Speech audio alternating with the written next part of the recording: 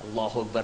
روزوں کے ذریعے اللہ تبارک و تعالیٰ نے یہ احسان ہمارے اوپر کیا ہے کہ ہم ذرا فرشتوں کی صف سے قریب ہو جائیں, زمین سے اٹھ کر کے ذرا ہم بلند ہوں آسمان کی طرف, کہ اللہ تبارک و تعالیٰ کی ایک معصوم مخلوق ہے ملائکہ, وہ نہ کھاتے ہیں نہ پیتے ہیں, نہ انہیں قضائے شہوت کی ضرورت ہے, وہ اللہ کے حکموں کے مکمل فرما بردار ہیں, وہ اس کے کسی حکم کی نافرمانی نہیں کرتے. تو ہم اٹھ کر کے ذرا فرشتوں کی صف کے قریب ہو جائیں.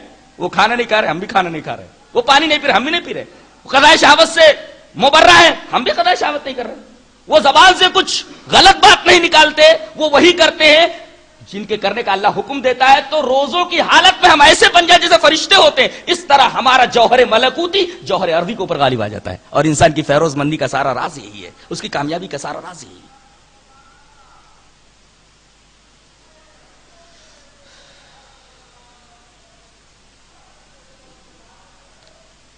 روزے سے جہاں ایک طرف آدمی کا روحانی فائدہ ہے, وہاں بھی ہے.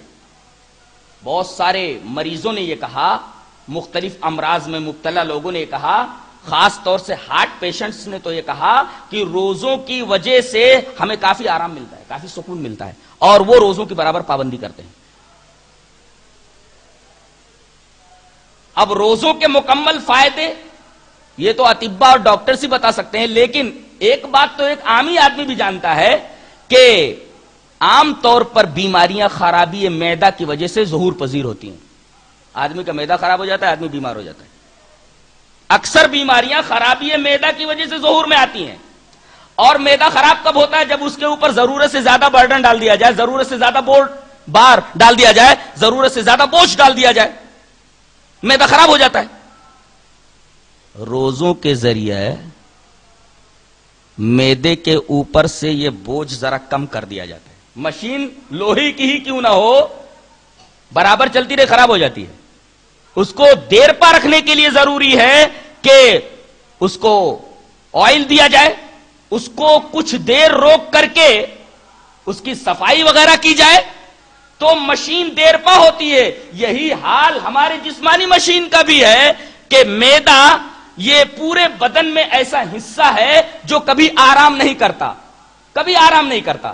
آنکھیں آرام کر لیتی ہیں, دماغ آرام کر لیتا ہے, ہاتھ پیر آرام کر لیتے ہیں, لیکن معدہ یہ ہضم جیسے محنت طلب وظیفے کو برابر ادا کرتا رہتا ہے, اس کو آرام نہیں ملتا.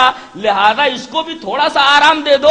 اللہ تبارک و تعالی یہ مہینہ ہمیں دے کر کے معدے کے اوپر سے بڑی حد تک بوجھ اتار کر کے ہمارے جسم کو صحت مند رکھنے کا ایک پلان ہمیں دے رہا ہے. کیوں نہ ہم اس پلان کو قبول کریں اور صحت مند رہیں.